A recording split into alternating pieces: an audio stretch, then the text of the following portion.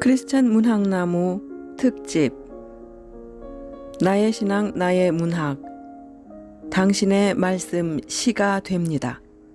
임만호 1. 문학에 눈을 뜨다. 6.25 전쟁 다음 해에 나는 초등학교 6학년이 되었다. 문학이라는 단어도 모르던 시절이다. 당시 토요일은 반공일이라고 하여 오전 공부만 했다. 우리 동네에서 신광면 소재지까지는 약 4km 거리인데 그곳에 있는 신광국민학교가 우리 학교다. 반공일 수업을 마치고 친구 김야멸과 집으로 돌아오는 길에 누리째라는 높지 않은 고갯길을 넘는 중에 친구가 여기서 아카시아 꽃을 따먹으면서 놀다 가자고 했다. 만호야, 저 하늘을 쳐다봐라. 하얀 구름이 보이지? 예수님이 저런 구름을 타고 다시 오신단다. 남열이의 말에 나는 무슨 그 훌륭하신 예수님이 시시하게 저런 구름을 타고 오시냐고 반문했다. 남열이는 우리 가덕교회 집사님 아들로 주일학교 친구였다. 우리 주일학교 전도사님이 설교하실 때 배웠잖아. 그 말을 들으니 전도사님의 말씀을 들은 듯도 하여 고개를 끄덕였다. 그러자 남열이가 노래를 하나 불러주겠다고 했다. 먼 하늘 이상한 구름만 떠도 행여나 내 주님 오시는가 해. 남열이는 이 노래는 6.25 때 순교하신 손양원 목사님께서 지은 주님 고대가라고 얘기해 주었다. 이 노래를 듣는 순간 어린 내 마음에 이상한 울림이 왔다. 나도 손양원 목사님 같이 노랫말을 쓰고 싶어. 나도 할 수 있어. 하는 강렬한 소망이 생겼다. 주님 고대가 가사를 외워가며 노트 구석이나 종이가 있으면 구름 예수님 오심을 써놓고 주일학교에서 부르는 찬송가의 가사를 흉내내며 자주 글을 지어보았다. 1954년 중학교 3학년 2학기 어느 날 교회 사무실에 들렀는데 기독신보가 눈에 띄었다. 당시는 농촌에 신문이 귀할 때라 신문을 들고 읽던 중 시응모 광고가 눈에 들어왔다. 광고를 보는 순간 가슴이 뛰었다. 한번 응모해보고 싶다는 강한 충동이 일어났다. 바로 신문사 이름 광고 내용을 적어 집에 가져왔다. 어린 내 마음은 두근거림이 멈추지 않았다. 꼭 응모해야겠다는 마음이 자꾸 나를 재촉했다. 열흘 정도 기도하는 마음으로 시를 썼다. 손양원 목사님은 주님 고대가를 쓰셨으니 나는 주여 어서 오소서 라는 제목으로 시를 써서 응모 마감 5일 전에 우체국에 가서 발송했다. 어린 시골 소년의 과한 욕심이지만 좋은 답을 기다리며 우리 집 주소를 반듯하게 잘 써서 보냈다. 시를 보내고 마감일이 지나면서 당선의 희망과 낙선의 아픔이 내 속에서 시끄러웠다. 그러나 두세 주가 지나도 감감무소식이었다. 한 달이 지나도 소식이 없었다. 시골 중학생이 보낸 시가 그렇지. 당선이 될 리가 있나? 하며 거의 포기하고 있을 때 한 달 반이 지난 어느 날 집으로 그렇게 기다리던 기독신보가 배달되었다. 떨리는 마음으로 신문을 펼쳐보니 빨간 색연필로 표시된 시 한 편에 임만호라는 이름이 선명했다. 지금 같으면 기독신보 신춘문예에 당선이 된 셈이다. 단숨에 밭에 나가신 아버지에게 신문을 들고 뛰어갔다. 아버지께서는 놀라시며 참 잘했다, 참 잘했어 하며 내 등을 두들겨주며 기뻐하셨다. 이것이 꿈이 아니고 현실이라는 것이 놀랍고 감사했다. 시 발표 난에 당시 건국대학교 교수인 이모긴 교수님이 쓰신 간단한 심사평을 떠올리면 지금도 가슴이 두근거린다. 임만호 학생은 어리지만 믿음이 훌륭하며 시가 장래성이 있어 우리 심사위원들이 합격점을 주기로 했습니다. 응모는 중학교 때 했지만 당선되었을 때 나는 2주 전에 한평 농업고등학교에 입학한 고등학생이었다. 당시 나는 아동문학가이신 김신철 국어 선생님께 자랑스럽게 신문을 보여드렸다. 선생님은 매우 칭찬하면서 애국조회 시간에 단위에 올라가 이 시를 낭송하라고 격려하셨다. 다음 주 월요일 조회 시간에 나는 교장 선생님을 비롯한 모든 선생님, 한평 중고등학교 전교생이 모인 자리에서 단상에 올라가 이 시를 낭송했다. 고등학교 재학 중에는 김신철 선생님의 문학 지도를 받으며 2학년, 3학년 2년 연속 문예부장으로 활동했다. 3학년 선배들이 졸업할 때는 송사를 써서 읽었고 내가 3학년이 되어 졸업할 때는 답사를 써서 읽었다. 또한 한평농고 교지 편집장으로서 친구인 윤낙중, 김광성 등과 함께 선생님의 지도를 받으며 교지를 편집했다. 현재 김신철 선생님도 윤낙중 목사도 소천하고 계시지 않아 아쉬운 마음을 표현할 길이 없다. 이 숭실대학에서 김현승 선생님을 만나다. 숭실대학교에 입학하면서 1학기에 숭대 신문에 시를 응모했는데 그 시가 신문에 게재되었다. 그때 김현승 선생님이 대학국어 담당 교수시며 대학신문 지도 교수님이셨다. 어느 날 국어 시간에 출석을 부르시던 김현승 선생님이 강의 후에 복도에서 잠깐 만나자고 하셨다. 나를 만난 선생님은 무뚝뚝한 목소리로 자네 시를 제법 쓰는구먼. 다음 주 이 강의가 끝나면 연구실에서 기다릴 테니 시 2편을 써서 가져오게. 하시고는 총총걸음으로 가셨다. 시를 좋아하지만 김현승 선생님께 작품이라고 드릴 만한 자신은 없었다. 나는 일주일 동안 밤을 새워가며 2편의 시를 써서 시간에 맞추어 김현승 선생님의 연구실을 찾아갔다. 연구실 문을 2-3번 노크했으나 대답이 없었다. 실례를 무릅쓰고 문을 열고 교수님 방에 들어가니 선생님께서는 다른 서류를 보며 나를 쳐다보지도 않으셨다. 하지만 먼저 오라고 한 건 선생님이시니 용기를 내어 교수님 안녕하십니까? 하고 인사를 드려도 아무 반응이 없었다. 임만호 교수님 말씀대로 시 2편을 써 가지고 왔습니다.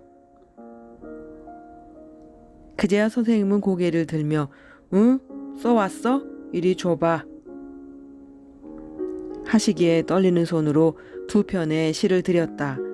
선생님은 아무 말씀도 없으시더니 이것도 시라고 써왔어?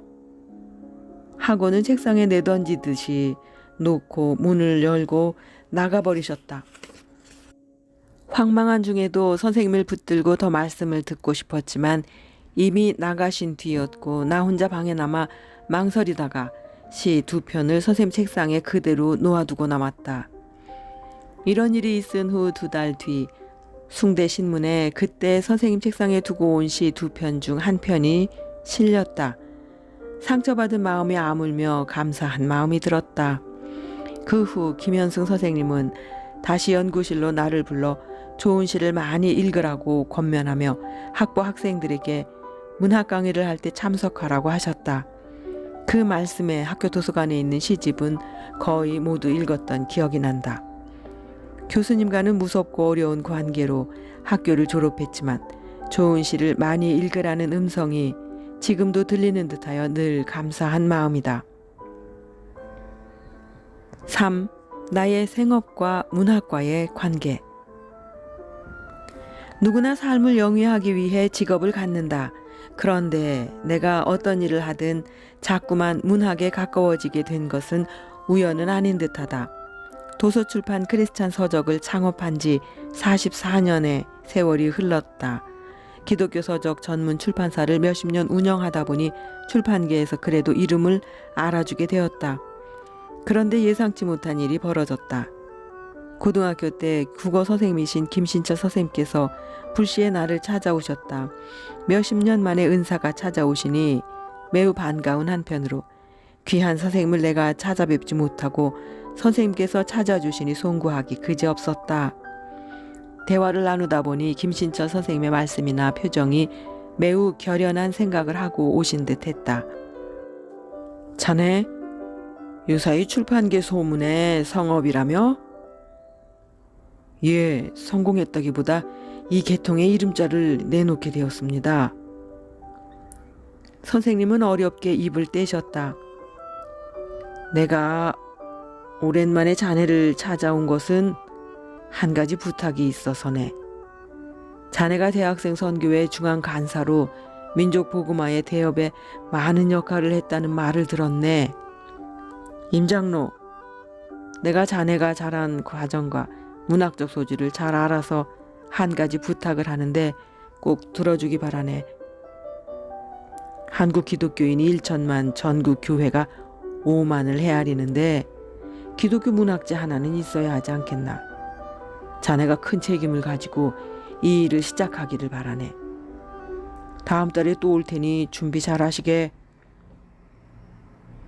생각지도 못한 선생님의 말씀에 나는 기도를 시작했다. 잡지는 경험이 없지만 선생님의 간절한 부탁이 있었고 하나님께서 이 일을 내게 맡겨주신다는 생각도 들었다. 그러나 선생님이 다시 오시겠다는 한 달 동안 전문가들의 자문도 받고 우리 회사의 능력도 점검해 볼 필요가 있었다. 경험자들은 대다수가 경비도 나오지 않는 일이니 심각하게 고려하라고 조언했다. 월간 목회를 끈질기게 하시는 박종구 목사님만이 적자를 봐도 한번 해볼 만한 일이니 용기를 내라고 격려했다. 한 달 후 날짜를 지켜 김신철 선생님이 또 오셨다. 나는 선생님께 결연한 각오로 말했다. 선생님, 말씀대로 월간 기독교 문학지를 시작하겠습니다. 순종하겠습니다. 저에게 말씀해 주셔서 감사합니다. 그렇게 해서 1997년에 창간한 창조 문예는 현재 281호까지 결간 없이 발행하고 있다. 이것 자체가 기적이다. 이 일을 하면서 여러 좋은 동지들과 존경하는 선생님들을 만났다. 그 중에 황금찬 선생님과 잡지 주간으로 도와주신 여러분들, 특히 12년 동안 주간으로 함께하신 박이도 교수님께 경의를 표한다. 4. 황금찬 선생님을 만나고 일에 더 힘을 얻다. 우리나라 문학계의 거인인 황금찬 선생님을 만나 잊을 수 없는 명담을 들었다. 창조문예 300여 등단자들에게 꼭 건네는 귀한 말씀이다. 예술은 한자로 제주 예자와 닦을 술자를 쓴다. 예술인은 그 뜻을 깊이 새겨야 한다. 우리 기독교인들은 달란트, 즉 하나님께서 주신 은혜를 갖고 태어났다.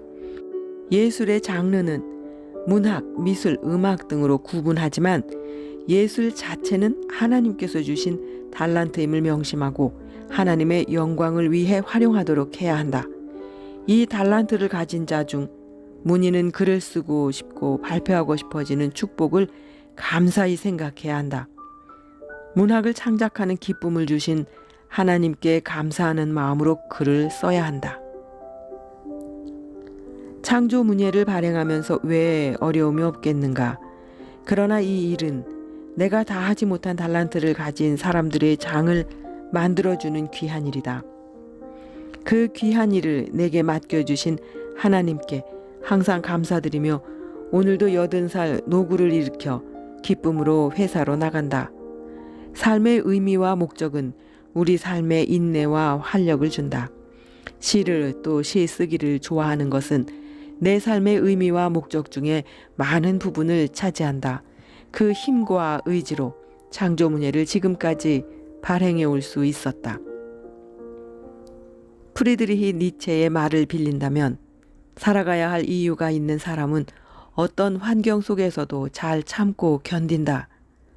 창조문예를 발행하면서 내가 이 일을 왜 해야 하는지에 대해 질문을 할 때가 있다. 이 질문이 고개를 들 때마다 다시 하늘을 우러러보며 이 일을 시작하면서 하나님께 했던 기도를 떠올린다. 창조문예를 시작하면서 나는 개인의 절망적인 어려움, 병들거나 죽거나 등이 아니라 사회적인 문제라면 최선을 다하겠다고 하나님께 서약 기도를 했었다. 그래서인지 IMF나 수시로 도래하는 어려움을 잘 견디며 지나오고 있다. 현재 창조문예가 문학적 창조와 교육을 병행하는 것은 문학의 장르에서 창조적인 큰 의미를 갖는다고 생각한다.